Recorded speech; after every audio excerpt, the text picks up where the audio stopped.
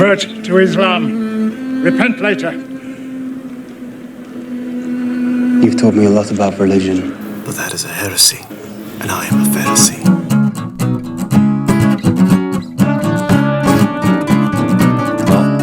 Welcome to another episode of the Pharisee Heresy, featuring the comical, hilarious, and genius of Dr. Nathaniel Klein. I was going to say, I hope you're not talking about me. Oh, yeah. Should be fun stuff tonight, folks. We're going to go finish up the 7 trumpets, hopefully. We left off last time with the 4th trumpet with Odoacer and the Heruli and the fall of I could remember all Rome. Of them this time. Let's see if I can get them. Yes. Yeah. Alaric is the first one. Yep. Yeah, Alaric. And then Genoacer is the second one. Genseric. Genseric. Yes. And then we had, the third one was Attila the Hun. Attila the Hun. Trumpet. That's right. And the fourth one was the name I can't pronounce. Odoacer and the Heruli. Or Heruli. Depending on how you say it. Genseric. What did I say? I don't even know what I said. I think I was thinking Genseric. Genoacer or something. Oh, Odoacer, yes. That mixed the two? Mixed Genseric. Yes. Odoacer. Genseric was the tyrant of the seas. Quite a name. I did remember that. The Vandals. The Vandals vandalized. And exciting news is, it looks like, coming up to Hanukkah this year, Dr. Klein's got some content that I'm excited to hear him share and dig into together, going back to the intertestamental period leading up to the first century context. Always exciting to talk about. Tell us more about what's going to happen with that. It's good that people actually get to see me talk instead of sit here like this. Yeah, and hear me babble on, drone on endless. That's good. Endless details. I always have to listen to it at least once again. Yes. My goal tonight is to not get too bogged down in the details and give people the big picture. Yeah. So we can finish this book. Well, what we want to do with leading up to Hanukkah, and it's something I even did last year, so I'm kind of prepped for it. I got some PowerPoints. Is just kind of giving us some context for the Christmas story, essentially, and letting you know how Hanukkah and Christmas work together. And you might I don't like Christmas, but it's you read the New Testament and the story of Jesus' birth, so take it at that level.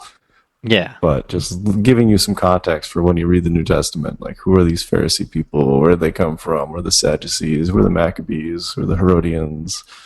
How did they come into power? What happened to Judea after, the book of Malachi, essentially.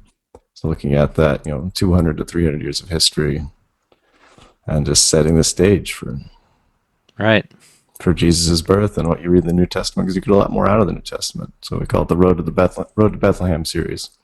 Road to Bethlehem series. That sounds awesome. I'm excited. Yes.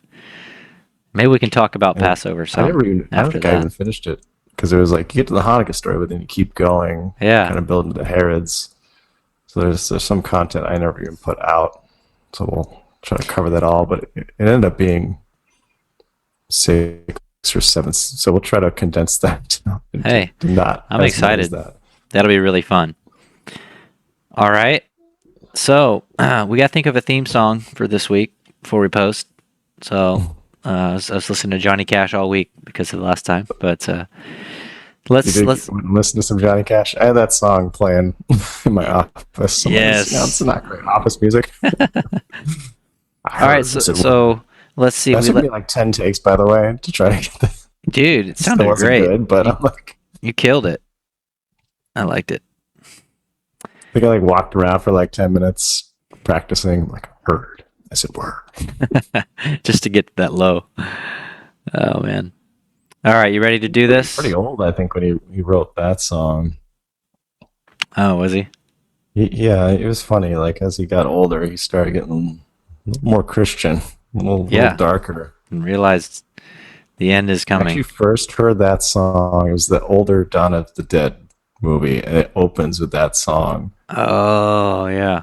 which I can't recommend to you people, but it always Sure. stuck with me. It was just very like they're showing how like the world goes into chaos, and it's just Johnny Cash, just the man comes Yes. around. Yes. And the whirlwind is in the thorn bush.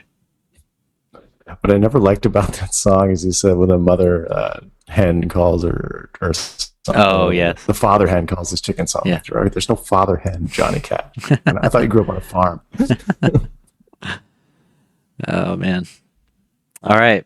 Let's do this. You ready? I'll shut up. Yes. Sounds good.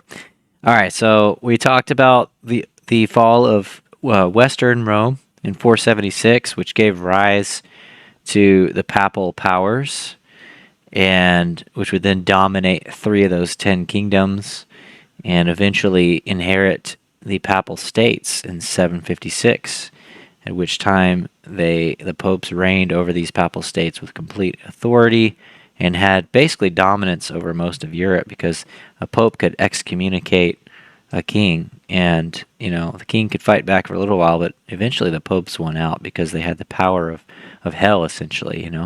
You better get in line or you're damned to hell, essentially. So Right. so We were that's saying kind of, last time that they were like the clay. The religion was the clay. yeah, I believe that And she's the woman riding on the beast. yeah, you have these pairs. You have the sea beast with the earth beast, and you have the woman on the beast. So I think the woman and the earth beast are the same thing.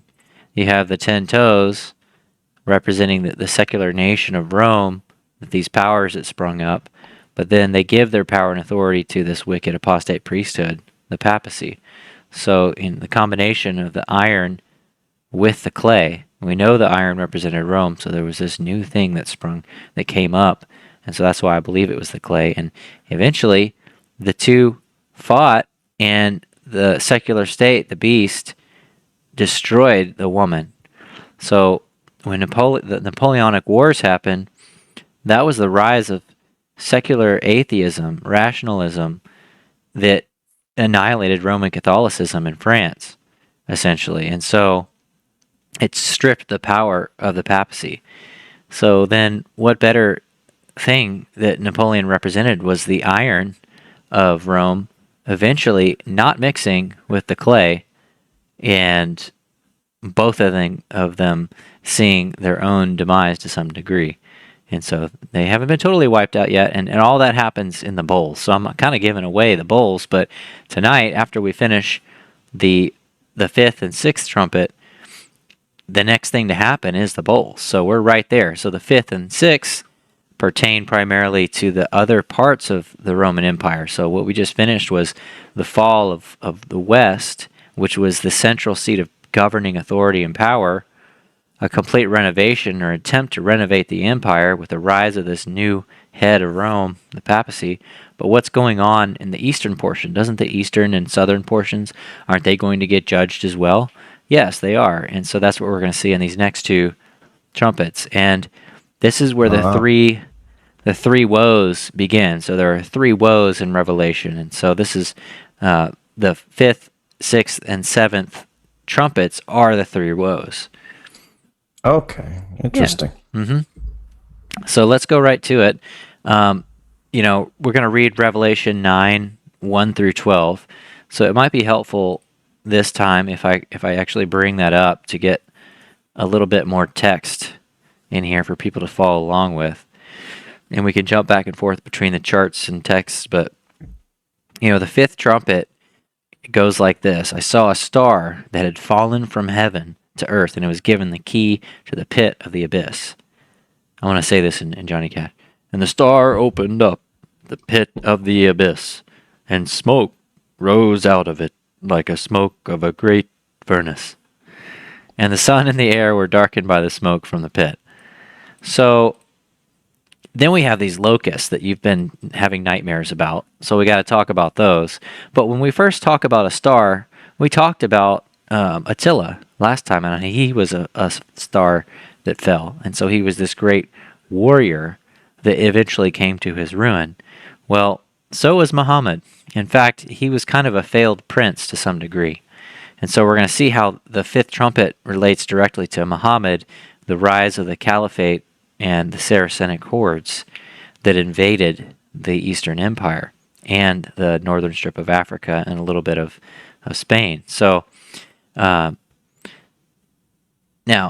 let's see. By the way, in Revelation 8, verse 13, just prior to this, he says, I observed an eagle flying overhead, calling in a loud voice, woe, woe, woe to those who dwell on the earth, because of the trumpet blast about to be sounded by the remaining three angels. So he announces, three woes to come with the remaining three angels. And then it goes right into Revelation 9. The fifth angel sounded his trumpet. So this is that first woe. So this star falling from heaven, given a key to the abyss, that means the star is personified here. You know, a little star can't be given a key. A person can be given a key. So a star is personified. So we should already look for this to identify a person, an individual, a figure in history. And so the abyss is commonly referred to the dwelling place of the dead, or where Satan is later imprisoned for 1,000 years. So it's kind of like this picture of this dark underworld or prison. And so if this horrible thing is released from this underworld or place of the dead and the dying and the cursed, it's something bad, and smoke rose out of it, like smoke from a great furnace, and the sun and the air were darkened by the smoke from the pit. Out of the smoke, verse 3, Those locusts descended on the earth. that we don't need to worry about. And they were given power like that of the scorpions of the earth. And they were told not to harm the grass of the earth or any plant or tree, but only those who do not have the seal of God on their forehead. So a little bit more before we get into the grass of the earth, which we'll see one of the rules of war was not to hurt the fruit trees so it wasn't a scorched earth policy. They were forbidden from going scorched earth. The Saracenic hordes were. And so, but in Islam, the sacred house of the false deity Allah, known as Allah, the sacred house is what's called the Kaaba, or the cube, which is in Mecca. I've seen people like making a pilgrimage to Mecca, visiting the Kaaba. And so that's in Saudi Arabia. Now, Muhammad was a fallen prince of the Quraysh tribe, and this tribe was responsible for the keeping of the Kaaba. So Muhammad took the key to the Kaaba, making him a prince of the earth. And Muhammad released spiritual depravity on the world in the form of Islam, inspiring myriads to follow him in holy war known as jihad. Even Muhammad said, and this is in the commentaries on the Quran or the Hadith, this is, he said, I have been granted the keys to all the treasures of the earth. This is Sahih al-Bukhari, book 91, Hadith 17, if anybody wants to look that up. But where he received these oracles that created Islam was from the cave of Hira. And so perhaps this is symbolic, of this underworld, this dark place from which this spiritual depravity came upon the earth and infected the air of the earth, the atmosphere. And there he was forced by a demon who he thought was the angel Gabriel. He was forced to write and recite what he heard, and that became the Quran. So he formed Islam in 612 based on these revelations that he received. Now, so the smoke came out, darkened the sun and the air, perhaps, signaling the impending doom of the empire, or maybe just spiritual depravity. It's a good band. Yes, impending doom. But the conquest then began and continued even beyond his death in 632. So he started these, and then the caliphs took over, the caliphates who continued to dominate the remaining southern portion of the Roman Empire. And they became the masters of Arabia, Palestine, Syria, Persia, Egypt, Africa, and Spain. So mostly this southern portion rather than the eastern portion in this trumpet. I want to skip a few things so as to not take up too much time, but I want to show a picture here, if I can. It's like one thing I was studying with the intertestament period. One of the guys would always say, like, you always need to remember, like, Persia still exists. It's Like it continues to exist. Like after the fall of the Greeks and like the Seleucids and like That's it's the true. Parthians at one point. And, like it continues on, and at least in like their religious. A lot of it, they were very religiously tolerant. Like with Babylon, the Parthians controlled Babylon for a while. That's where like Hillel comes from, because they were just allowed to practice their own religion, just like back in Persia with Esther and the Jews there. They were religiously tolerant. Huh. But that seems to have changed here in this. Whoa. Yeah. Whoa. That's a good point to make, because in Daniel, even after the Roman Empire, it says is destroyed. It says the other beasts were were allowed to live, but their dominion was taken away. So I mean, even there's still seems to be remnants and forms of the former beast that remain after this fourth beast is destroyed. But so I want to show you this picture of this map here. It's going to be down here, fifth trumpet. Scroll down. Here we go. The early Muslim conquest, 630s to 820s. So this is the land that all the Muslim conquests went through. And so you can see the portion that relates to the Roman Empire. If you follow my mouse, it would be like this area. Okay? So that southern area. All this wasn't really part of the Roman Empire. So you have the Holy Land here, and then you're getting into the eastern portion over in this area, and then the western over here. So the Muslims really took this region here. You can see the timestamps there of when all these things took place. That's just to give you kind of an overall idea or picture. So Muhammad here in the orange was 632, having his origins here in Saudi Arabia. And then yellow, 632 to 634. We started moving up into the Holy Land in Syria. And then we have under Umar, 634 to 644. We're moving further. So that's kind of how this developed over time. Now, let's see here. Yeah. Now, And then the Crusades are essentially a response to this. yeah. Crusades, not the earliest Crusades against what the church considered to be heretical sects of Christianity, but the popular Crusades that most people think and talk about, yeah, this was in response to this. Although I can't remember which crusade it was. Maybe it was the Third Crusade, I don't remember. They were going to attack the Muslims and ended up attacking their own people. So I don't know. It was all a political a mess. The Crusades were. But this aggression that we're seeing here was accomplished by the Saracenic hordes, which are likened unto locusts. So out of the smoke, locusts descended on the earth, and they were given power like that of scorpions on the earth. So I want to bring back up. Bring it up just because it's one of my fondest memories with you, Daniel. What's that? Is when we were in college. I think it was like 3/4 in, and we had done nothing like fun besides study, and none of us had seen like a movie since we had started like our chiropractic program. We went to go see Robin Hood. It was just like I said, it was the Third Crusade. He's coming back home and he's like robbing French castles to like pay his troops, and that's like the first like scene where they're like trying to like. Oh yes, that was a fun. I just remember like in my mind like it was the best movie ever, but I think it's just because I hadn't seen it. Right. It's kind of like my life now with kids. Yeah. I can't remember the last time I went to go we could see do something fun. Yeah, movies. Yeah, right. So these locusts here, they're given power like that of scorpions. So locusts come from the east, and you can see this even in Exodus 10:13. And the word used there for locust is arba, and the Arabic word for Arab is pronounced Arabi. So it's very phonetically similar to the Hebrew word for Arab, which means to mix or to grow dark. And that's where the word or the noun erev for evening is derived. So that means the word Arab itself has an etymological connection to both locusts and to darkness.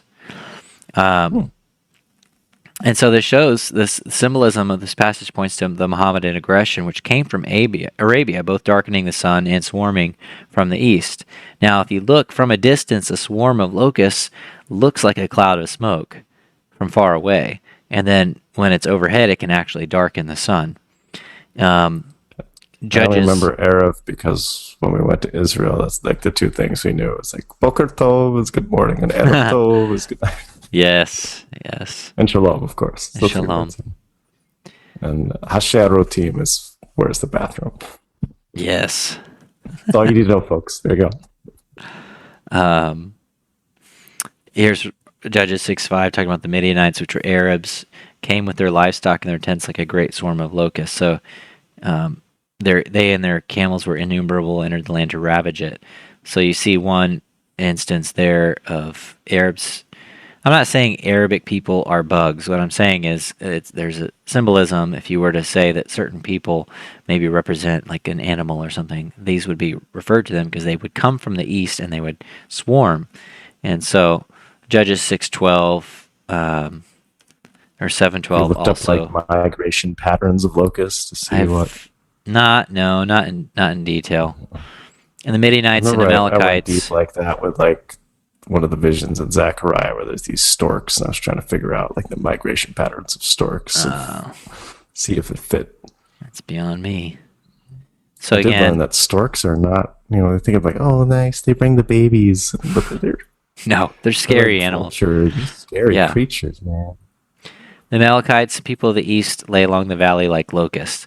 All right, so it's not foreign to the text symbolism to refer to peoples of the east in Arabia swarming like locusts. Now,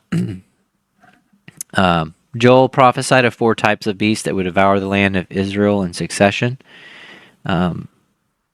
And he says, tell your children, Joel 1:3-7, let your children tell it to their children, and their children to the next generation. What the devouring locust has left, the swarming locust has eaten. What the swarming locust has left, the young locust has eaten. What the young locust has left, the destroying locust has eaten. Wake up, you drunkards, and weep. Wail, all you drinkers of wine, because of the sweet wine, for it has been cut off from your mouth.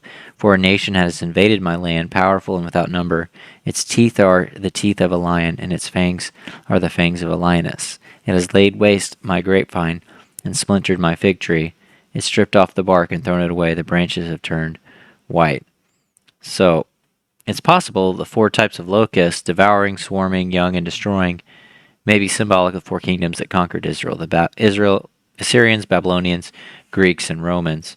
But the locusts are clearly representing in this passage a foreign nation whose forces have the teeth of lions. So, based on this precedent, we don't have to imagine large flying creatures with scorpion tails and giant teeth that look like locusts. Rather, we can understand this is talking about an invasion. Now, I'm going to skip a few notes here. And let's see. Yeah, that's good. The Thayer's Greek lexicon defines the word for locust, which is akris in Greek, as a species which especially infests oriental countries, stripping fields and trees. Numberless swarms of them almost every spring are carried by the wind from Arabia into Palestine, so from the east, from Arabia, every spring. And having devastated that country, migrate to regions farther north until they perish by falling into the sea. So that's basically what the caliphates did in the 7th century. You said they perish by falling into the sea? So the lexicon says, yes, that once they've gone past all the land, they eventually just fly and die and fall into the sea. They just keep going. Yeah, they just keep going. Will they ever make it to like England or like cross the English Channel? Now that I don't know. I don't know why I asked these questions, Daniel. I don't know. Some of them are great. Other ones are, yeah, that's just Nate's brain. Just kidding. They're all awesome. Where the They keep locust it is fun and going? entertaining. So they were Will told they not go to to the harm the North grass. Pole where Jesus is reigning? Yes, the North Pole. Just trying to get there. Don't harm the grass, the plants, or trees, but only those who do not have the seal of God on their foreheads. The locusts were not given power to kill them, but only to torment them for 5 months. And the torment was like the torment of a stinging scorpion. In those days, men will seek death and will not find it. They will long to die, but death will escape them. And the locusts looked like horses prepared for battle, with something like crowns of gold on their heads, and faces like the faces of men. They had hair like that of women, and teeth like those of lions. They also had thoraxes like breastplates of iron, and the sound of their wings was like the roar of many horses and chariots rushing into battle. They had tails with stingers like scorpions, which had the power to injure people for 5 months. They were ruled by a king, the angel of the abyss. His name in Hebrew is Abaddon, and in Greek it is Apollyon. All right, so these John indicates that what the Arab warriors wore on their heads was something he was not familiar with. But the closest description he could give was something like, where is it? Something like crowns of gold on their heads and faces like the face of men. So it probably, in my opinion, it refers to the turbans that they wore with golden ornaments on those turbans. Let's see. Now, the other thing about these Saracenic hordes was they wore breastplates of iron. Okay? So they had, the men had beards. So they had the faces of men. Okay? But they also had long hair. So who were the people that I think it was more Spanish, where their what do you call that, visor or whatever was looked like a man, right? Oh, yeah. You know what I'm talking about? Mm-hmm. That's not what it's talking about. Did the Arabs do that? No, I don't think so. No, he's Or just the saying, war visors. like, if he's describing something, well, they have, their faces look manly because they have these beards, but their hair looks womanly because it's really long. And so that's what he was describing here. Oh, okay. Yeah. Yeah, I wasn't. It's a little bit more, enough to get it's the a little context. simpler, actually. Yeah. The horses also were armored. Let's see. The wings was like the roar of many horses and chariots rushing into battle. Let's see, gold on their heads, faces of men. Okay. The look at all the different characteristics here. Yeah, so they were very fierce in battle. They devoured their enemies like lions. They were known for being expert cavalry archers who could fire arrows behind them from the tails of their nimble and fast Arabian horses that they swarmed on and skirmished with. Now, the wings of the locust having a sound like horses and chariots really gives more proof that the locusts are symbolic of people and not intended to convey that actual insects will rise out of the abyss. So, The these, Parthians were known for that skill, to be able to fire an arrow yes, behind the them. Parthian shot. Are related to the? They would be, they're kind of Persian, a little more Eastern than Right. these people. A little more northern. Maybe they adopted these tactics. Yeah, I think in my research, I forget who were the first people, because I know the Parthian shot, it's often attributed to the Parthians, but it goes back before the Parthians, the first ones to be able to shoot. And it might have actually been the ancient Arabs, if I can remember here. But another important thing, so as he's describing this type of people that he's unfamiliar with, that are invading, he says some other things like, well, they were told not to harm the grass of the earth or any plant or tree. So that locusts, that's exactly what they do.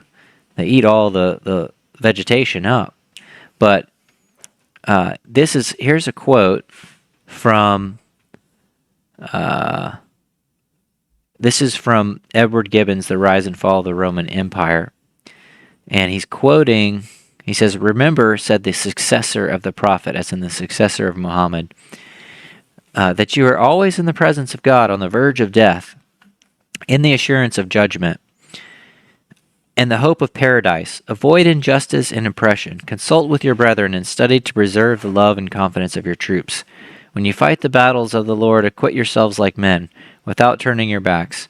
But let not your victory be stained with the blood of women or children. So don't hurt women or children." And it says, "Destroy no palm trees, nor burn any fields of corn. Cut down no fruit trees, nor do any mischief to cattle, only such as you kill to eat. When you make any covenant or article, stand to it and be as good as your word. As you go on, you will find some religious persons who live in retired monasteries and propose themselves to serve God that way. Let them alone and neither kill them nor destroy their monasteries. And you will find another sort of people that belong to the synagogue of Satan, who have shaven crowns. Be sure you cleave their skulls and give them no quarter till they either turn Mohammedans or pay tribute." So literally the rules of engagement and warfare were: do not harm the vegetation, do not harm women and children, do not harm peaceful, separate people like religious people like Christians that would just live a peaceful, quiet life on a monastery or just a monastic type of lifestyle. But you'll find a different type of religious folk that shave their heads in a tonsure. If you see them, cleave their skulls, give them no quarter until they convert or pay you tribute.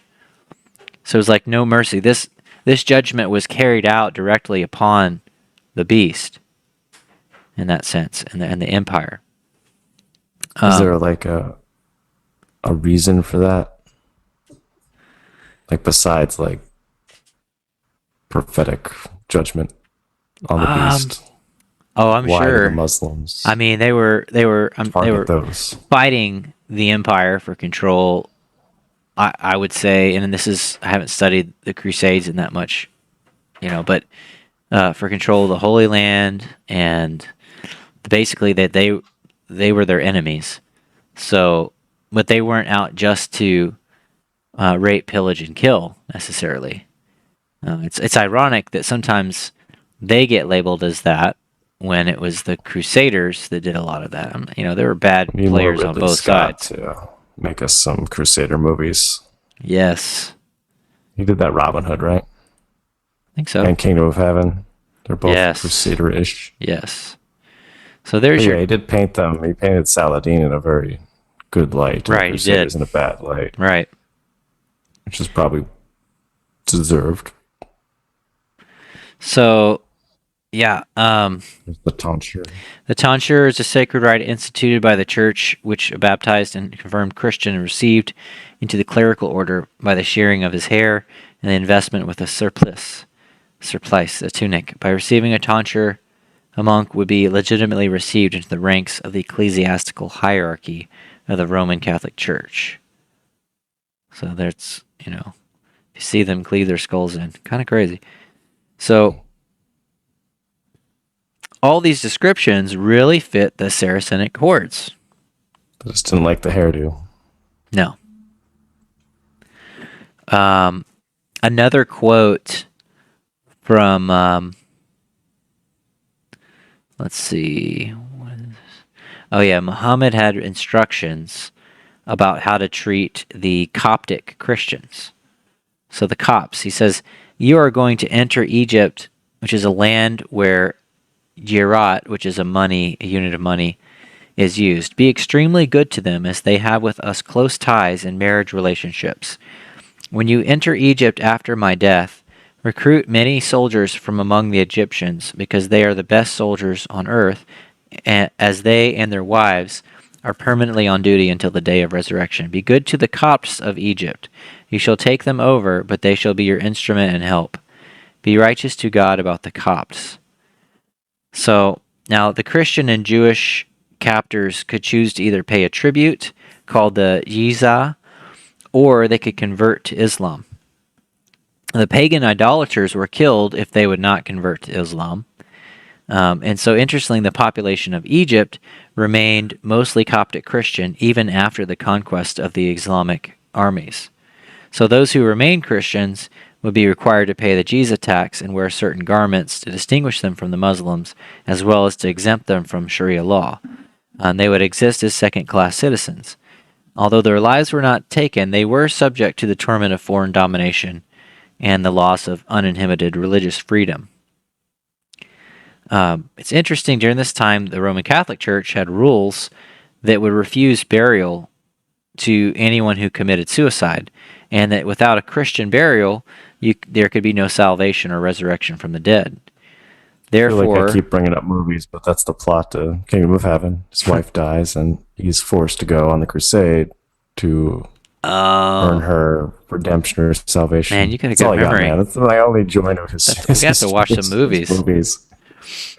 So, if you're Catholic, you're required to suffer under the torments of Islamic rule, and you wouldn't have the option of suicide, even if you wanted to end your suffering in that way. So the Islamic armies were not permitted to kill them, but only to cause them to endure torment for a period of time. So we go back and we look at here we go. Locusts were not given power to kill them, but only to torment them for 5 months, and the torment was like that of a stinging scorpion. In those days, oh, come on. Men will seek death and will not find it. They will long to die, but death will escape them. I always thought this was talking about zombies, man. Right? Just bringing it back full circle to Dawn of the Dead. So the torment of these Islamic armies applied to those who did not have the seal of God on their foreheads.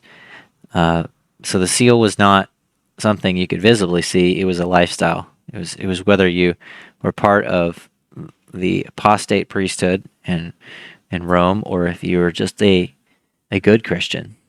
It wouldn't be the tonsure, though. Yeah, that would be a defining mark saying, yeah, I'm part of the system that you could look for sure. So now there's an interesting point here. Let's see. Okay. Let me read this to you. So the Islamic armies had intended to lay the death blow to the empire, the entire empire, and make the Mediterranean an Islamic territory, but they unsuccessfully attempted to conquer the eastern Byzantine capital of Constantinople twice. They couldn't beat it. They conquered North Africa, most of Spain, and some of the southern portions of France, where they were repelled by Charles Martel, the Duke of France, at the Battle of Tours in 732. Thousands upon thousands of people were slain, and thus the killing ultimately applied to the empire and not to individuals. But Papal Rome was not killed, but did suffer torment during this period of 5 prophetic months. This is let's see. Conrad Baker, Tormented by Locust. He says, Heaven decreed that the Arabs were not to kill the Roman Empire, but only to torment it. However, some scholars believe that there was a second reason why the Arabs were repelled. Was it to save the papacy from extinction? That would have been a blessing. Was it to save the apostate Christendom of the West? Its destruction would have saved Europe from the thraldom of the Dark Ages. Europe owes its existence, its religion, to Charles Martel's victory. And amid the rampant apostasy in the Roman Empire, there were remnants of God's faithful people who were withdrawing to the wilderness regions in order to maintain their faith. These were the Albigenses of southern France, the Waldenses of northern Italy, and others in Bohemia, Germany, etc. When the Arabs invaded France, they were nearing areas where God's true people were dwelling, and it is believed that one reason the Arabs were repelled was to protect the people of God. So they didn't have full reign to just wreak havoc on the entire empire. It was like a surgical strike that God was meting out in portions with these trumpets that occurred, keeping his chosen people protected from his hand of wrath. That's why the like the Hebrews in Byzantine. Egypt and Goshen wasn't hit by a bunch of the plagues like the rest of Egypt was. Sometimes they Right. suffered, but Yes, every exactly. plague. Um, That's trying kind to. of what I was going to ask with like the whole tonsure thing, and like these Christians were like part of the papacy, but they're still believers. What's your? Because we've kind of been painting the papacy in a bad light. So what do you? With these guys getting their heads cleaved in, I don't know how to feel about it. the Besides bad, the monks. yeah. These good No, Christians, no. like, These. So if you had a tonsure, you were a monk who was initiated into the clerical service of the Roman Catholic Church. That was your initiation. It was actually the tonsure in Greek and Roman cultures often was a mark of slavery, a complete servitude and subservience to the system. So, and they were the ones who would work in the monasteries and teach the people and do all these things. So it was a definite defining mark of what priesthood you were a part of if you took this tonsure.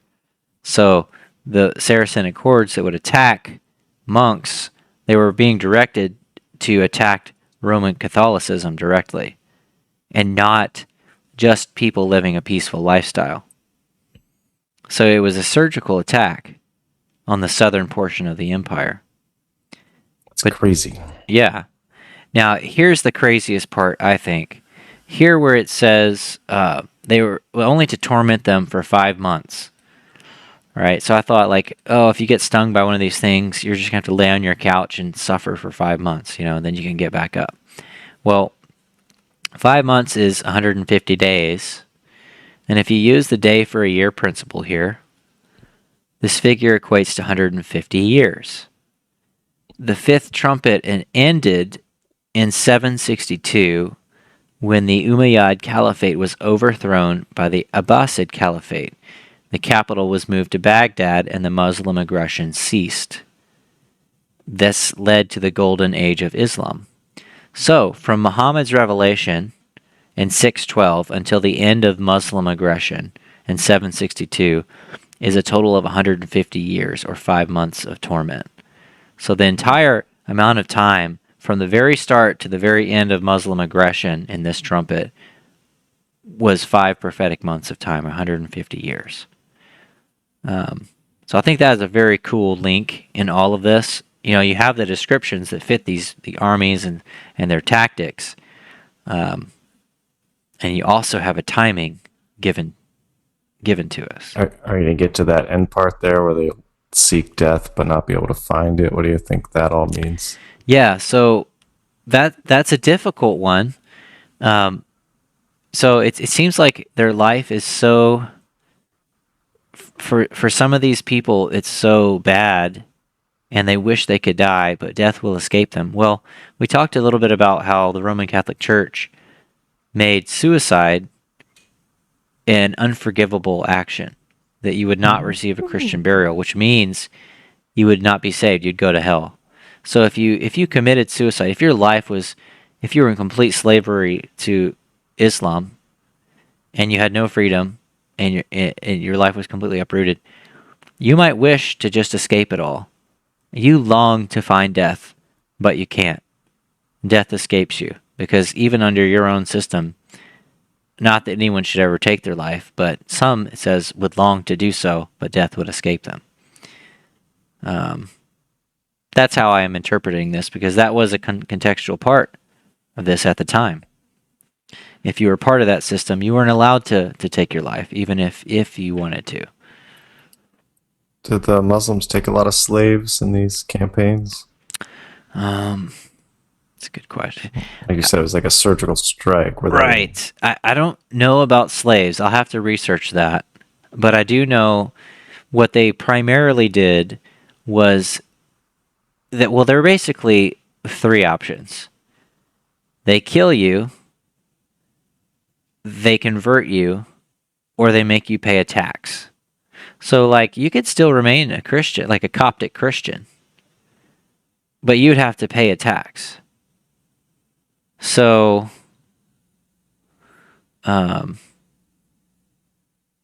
those were your options. I'm not sure about slavery. I'm not sure.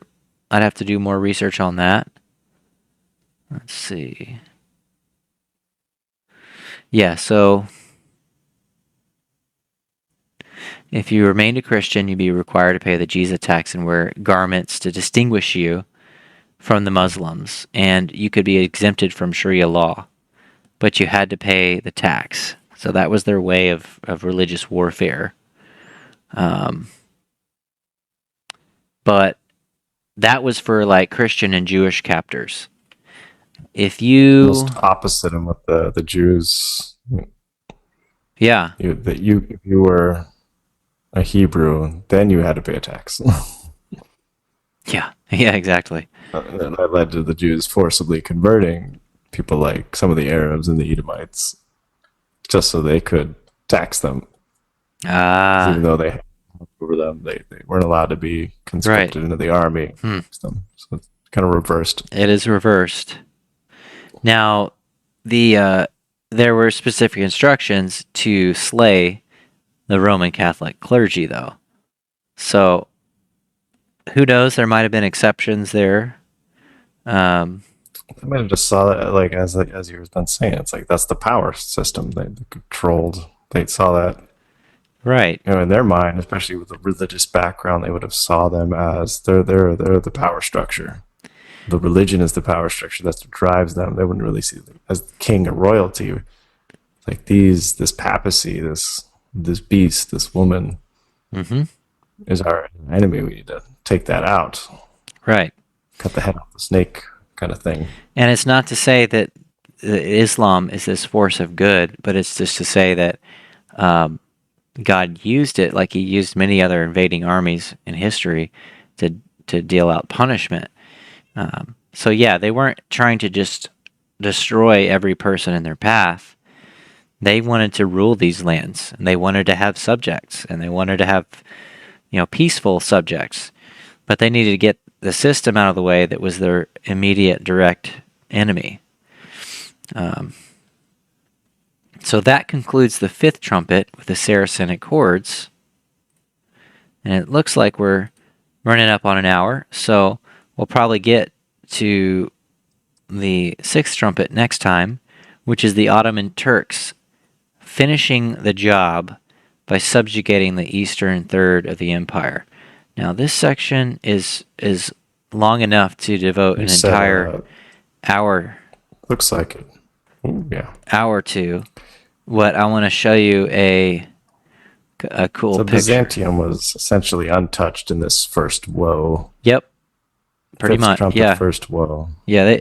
They tried, but they couldn't. They couldn't touch it.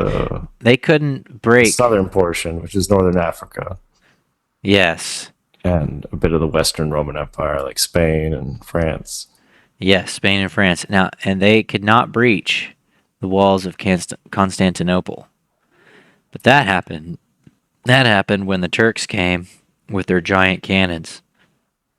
And this is one of the first times in military warfare where artillery was used. So you're going to see fire and brimstone and all these other types of imaging describing these armies. History from the band Sabaton. Yes. You're just showing me this cannon, and I'm like, the winged hussars arrived. But I don't even know if that's the right. I know that was the Turks versus some of the European countries. One thing that's cool to point out here on the sixth trumpet is it describes the angels released from the Euphrates. And so now we know that the Ottoman Turks are related to the Euphrates River. Well, interestingly enough, in the sixth bowl, the Euphrates River dries up. And the sixth bowl is the world wars in which the Ottoman Empire is broken up and to make way for the kings of the East, creating the states of Jordan and Transjordan and Lebanon and Israel. And so so much history, man. The sixth trumpet. We're not even into the bowls. I know. It's connected to the sixth bowl. There's so much connection and similar language between them. We just have to follow follow history like a playbook and see it play out.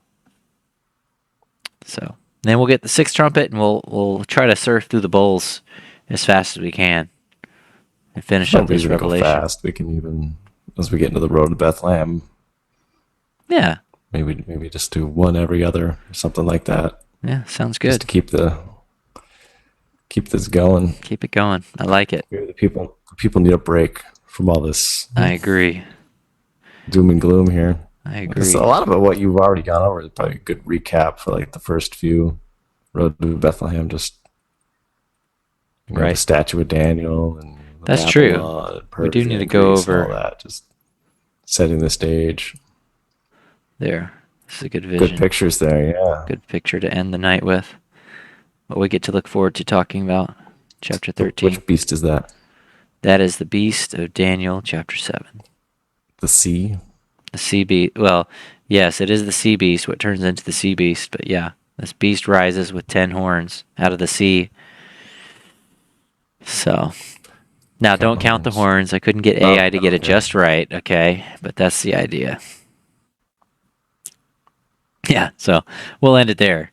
But, I think when I was making the thumbnail for the last one, I actually did type "whoa," like "whoa." I'm like, oh, that was a mistake, but I'm gonna keep it anyways. Whoa, I love dude. It. I mean, whoa. Oh, dude. All right, man. Well, thanks for another fun time.